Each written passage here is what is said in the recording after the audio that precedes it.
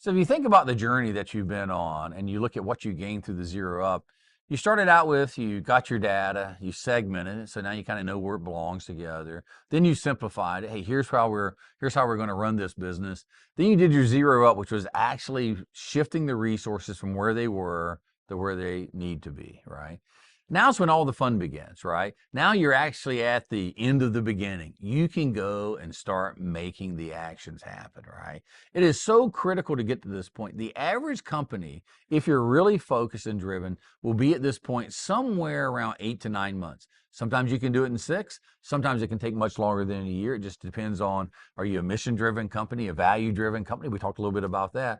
But depending on your focus and your need to get to there, about 6 to 9 months is not a unreasonable target. So you've gone out, you've reorganized your company. What are you going to go do? Well, this is where we think about it as stage 4, the step 4, which is you now need to go take the actions, because just because you take a group of salesmen and say, hey, you work on this set of accounts, now you got to go call on that. All that stuff has to go out and actually happen. And it takes months, sometimes years, to really see it setting itself into it. And you're going to find some of the changes that you did work really well. Some of it didn't work so well.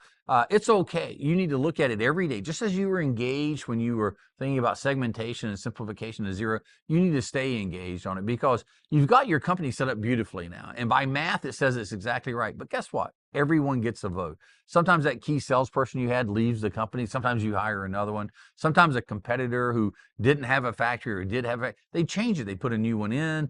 Maybe they buy someone, whatever happens. So sometimes your competitor makes moves as well. You're going to have to deal with these things. So just because you've got through the process, it's really where all the effort and the energy comes and starts happening. And it gives you a shot to really see your creation and what's going on. But it will take constant management, constant looking at it, and just kind of your hand lovingly on the tiller of the company as we go through.